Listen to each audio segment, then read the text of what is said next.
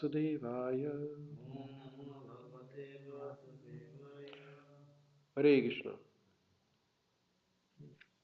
नारायणं नमस्कृत्यं नरं चैव नरोत्तमं देवी सरस्वती व्यासं ततो जयमुदीरयेत्।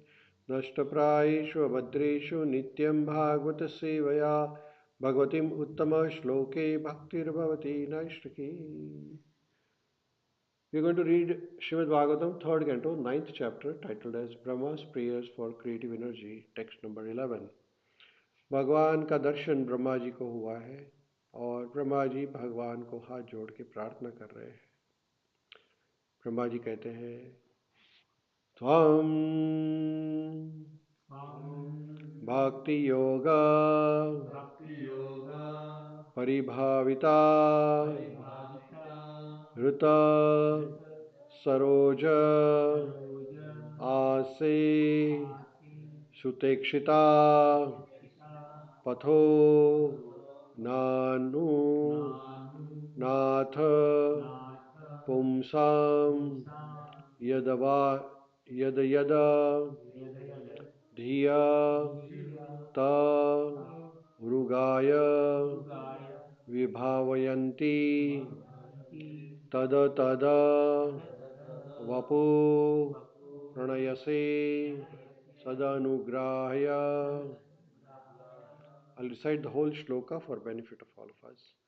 Tvam bhakti yoga paribhavitarta saroja aseshu tekshita patho nanunatha pumsam yada yada dhyata vrugaya vibhayavanti tada tadavapu pranasya sadanugrahaya. Brahma ji भगवान को कहते हैं, oh my dear lord, your devotees can see you through the ears by the process of bona fide hearing, and thus their hearts becomes cleansed, and you take your seat there. You are so merciful to your devotees that you manifest yourself in the particular eternal form of transcendence in which they always think of you. बहुत सुंदर श्लोक है। तो ब्रह्मा जी भगवान को कहते हैं कि हे प्रभु,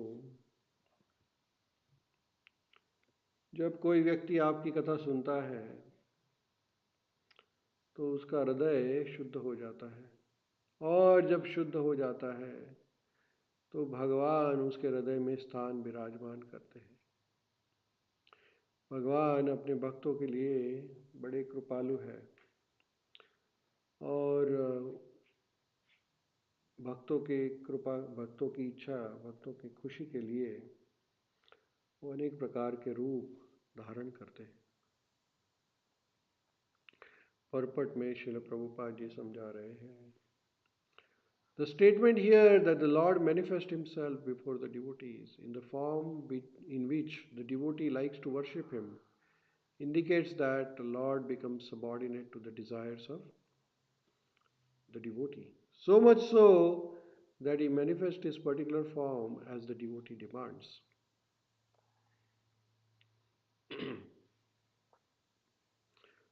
This demand of devotee is satisfied by the Lord because he is pliable in terms of transcendental loving service of the devotee.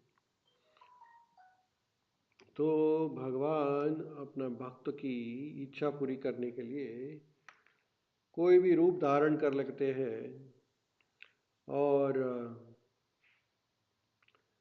भगवान ऐसा इसलिए करते हैं क्योंकि भगवान सबॉर्डिनेट यानी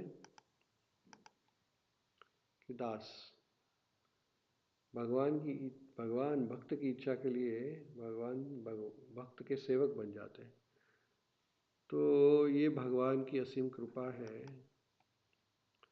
जैसे कि प्रहलाद महाराज की रक्षा के लिए भगवान ने ऐसा रूप धारण किया जो न पहले कभी हुआ था, नरसिंह रूप, वैसे ही अर्जुन की इच्छा पूरी करने के लिए भगवान उसके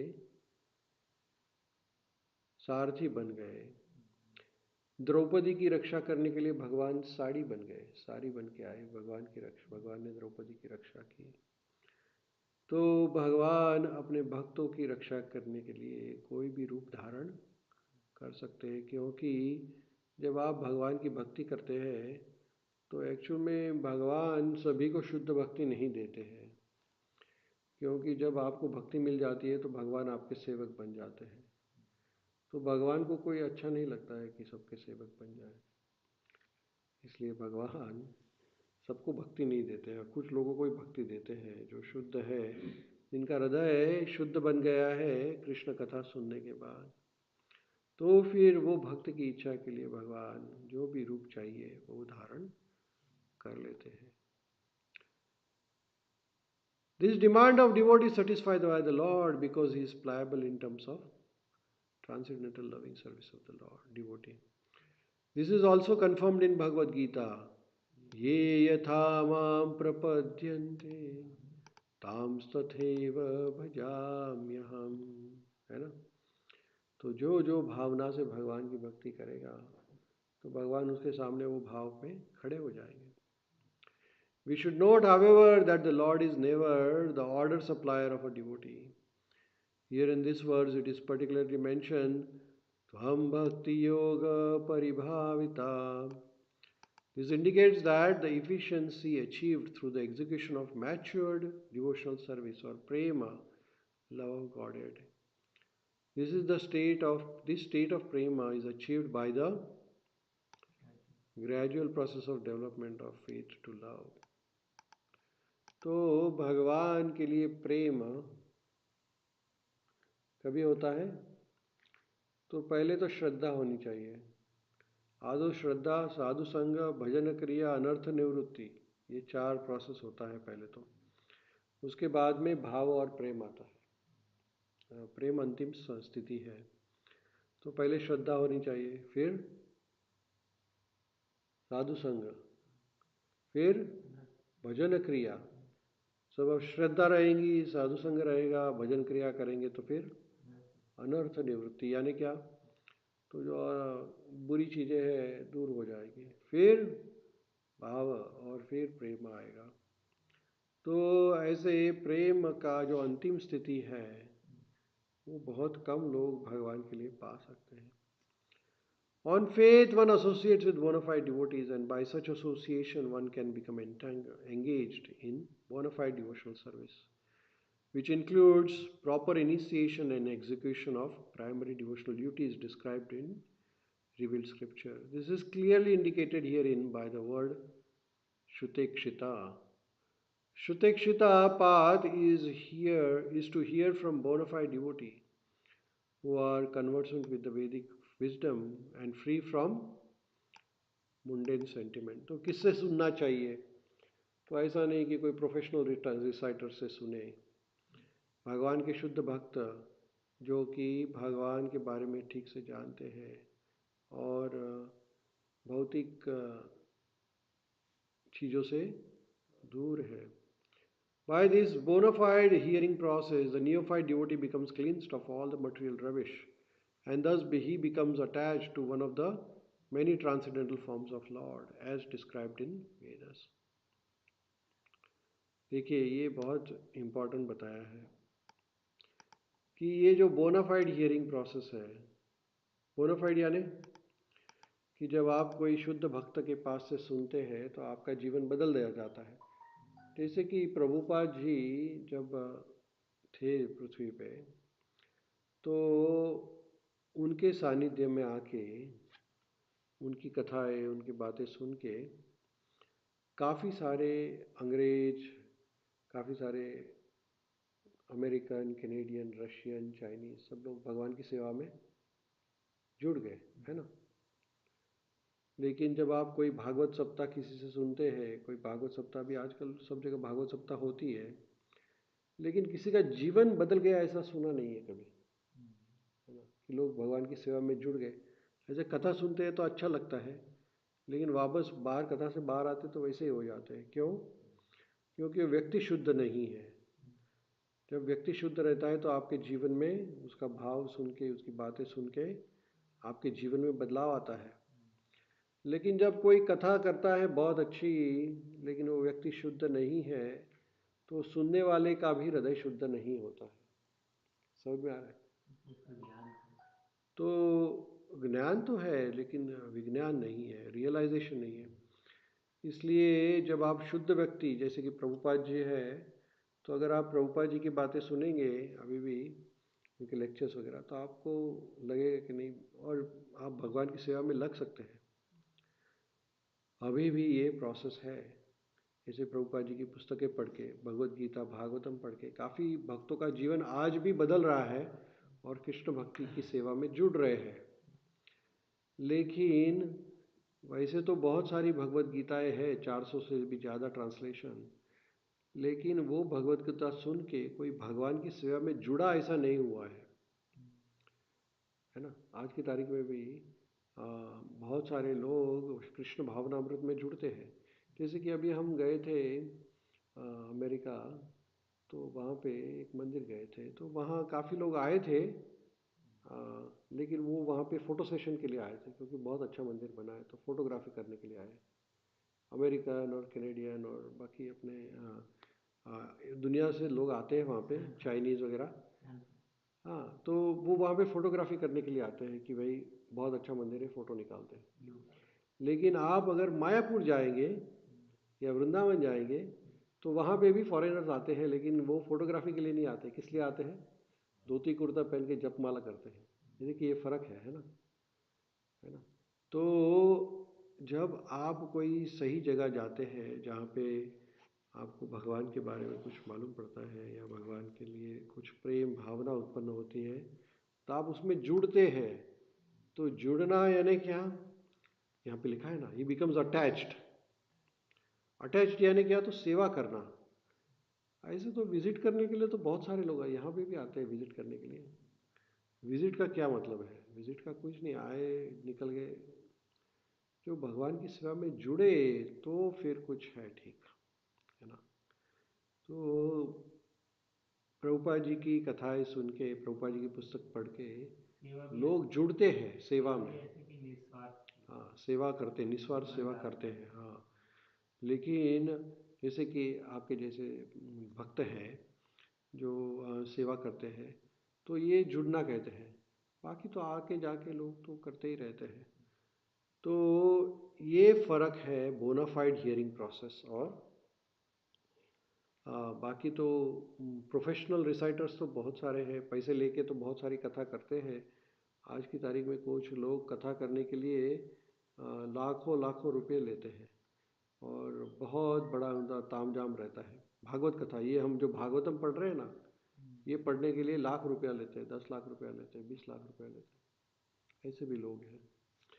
तो ऐसे लोगों का कथा सुन के कभी किसी का जीवन बदला ऐसा हुआ नहीं है, क्योंकि वो प्रोफेशनल रिसाइटर्स हैं। लोग लोग इमोशन अटैचमेंट इमोशन है उसमें, उनका जीवन बदलता नहीं है। This attachment of the devotee to a particular form of lord is due to natural inclination. Each and every living entity is originally attached to a particular type of transcendental service because he is eternally the servitor of the Lord. Lord Chaitanya says that the living entity is eternally a servitor of the Supreme Personality of Godhead, Sri Krishna. Therefore, every living entity has a particular type of service relationship with the Lord eternally. This particular attachment is invoked by the grace of regulative devotional service to the Lord, and thus the devotee becomes attached to the eternal form of Lord, exactly like one who is already eternally attached. This attachment for a particular form of a Lord is called Swarupa Siddhi. The Lord sits on the lotus heart of the devotee in the eternal form the pure devotee desires, and thus the Lord does not part from devotee as confirmed in the previous words. The Lord, however, does not disclose himself to a casual or unauthentic worshipper to be exploited. This is confirmed in Bhagavad Gita. Naham prakash sarvasya yoga maya samavrataha. Rather, by yoga maya, the Lord remains concealed to the non-devotees or casual devotees who are serving their sense gratification. The Lord is never visible to the pseudo devotees who worship the demigods in charge of universal affairs. The conclusion is that the Lord cannot become the order supplier of a pseudo devotee but is always prepared to respond to the desires of a pure devotee, unconditional devotee, who is free from all the tinges of material infection. शिल प्रभुपाद की जय। तो दो प्रकार के भक्त रहते हैं, एक है बोगस। बोगस यानी सूडो। सूडो लिखा है यहाँ पे, देखिए सूडो। सूडो यानी कि जो या तो भगवान की सेवा करते हैं लेकिन भोग भी करते हैं। भोग यानी कि खुद का स्वार्थ देखते हैं। तो भगवान के मंदिर में सेवा करते हैं कुछ लोग, और फिर वही भगवान के पैसे से खुद का घर चलाते हैं। ऐसे भी लोग रहते हैं दुनिया में। तो ऐसे लोगों को भगवान का दर्शन नहीं होता है। हाँ। लेकिन जो शुद्ध भक्त है, यहाँ पे क्या, pure devotee, pure unconditional devotee, जिसको खुद भगवान के पास से कुछ ऐसा मटेरियल इच्छाएं नहीं है, यहाँ पे लिखा है free from all the dangers of material infection. तो ऐसे भक्त के लिए भगवान कुछ भी कर सकते हैं। हाँ, जैसे प्रहलाद की रक्षा करने के लिए भगवान कुछ भी कर सकते थे। ध्रुव की रक्षा के लिए भगवान आ गए, और भगवान द्रौपदी की रक्षा के लिए आए, परीक्षित महाराज की रक्षा करने के लिए आए, पांडवों की रक्षा करने के लिए आए, और शिल प्रभुपाद की रक्षा भी भगवान नहीं की। तो जब भगवान ने देखा कि नहीं, ये डिवोटी मेरा सिंसियर है, तो फिर प्रभुपाद जी को कुछ नहीं था, फिर भी भगवान ने इतना सारा दिया। इतने सारे डिसाइपल्स, इतने सारे मंदिर, इतनी सारी पुस्तकें, इतना सारा सब कुछ भगवान ने किसको किसको दिया? प्रभुपाद जी को दिया, है ना। आज की तारीख में प्रभुपाद जी का जो अचीवमेंट है, उसका नंबर आप लगाएंगे तो बिलियंस ऑफ डॉलर्स में होता है, बिलियंस। हाँ, जैसे मायापुर है, वृंदावन है, और जितने भी सारे मंदिर है, इसकी सब वैल्यू आप इकट्ठा करें तो कोई आदमी इतना कमा भी नहीं सकता है ज़िंदगी भर में, है ना। उतना प्रभुपाद जी को भगवान ने दे दिया। हाँ, और प्रभुपाद जी ने खुद के लिए कुछ भी नहीं रखा, सब भगवान के लिए यूज़ किया। जैसे आज की तारीख में भी ये करोड़ों के हिसाब में 5 करोड़ पुस्तकें बिकी, तो 5 करोड़ पुस्तकें, हिसाब लगाइए कितना पैसा हो गया। श्रीमद् भागवतम है, और हर एक मंदिर में इतना डोनेशन आता है, मायापुर, वृंदावन। तो अगर आप उसका नंबर लगाएंगे तो आपका नंबर चकरा जाएगा, आपका दिमाग नहीं चलेगा। हाँ, लेकिन ये भगवान इतना दे रहे हैं क्योंकि देखते हैं कि भक्त सेवा कर रहे हैं। तो जब भगवान को लगता है कि नहीं, ये शुद्ध भक्त है और ये खुद के लिए नहीं कर रहा है, ये मेरी सेवा के लिए कर रहा है, तो फिर भगवान उसको कुछ कम नहीं पड़ने देते हैं। तो यहाँ पे हम थोड़ा विश्राम करेंगे, फिर वापस कल पढ़ेंगे।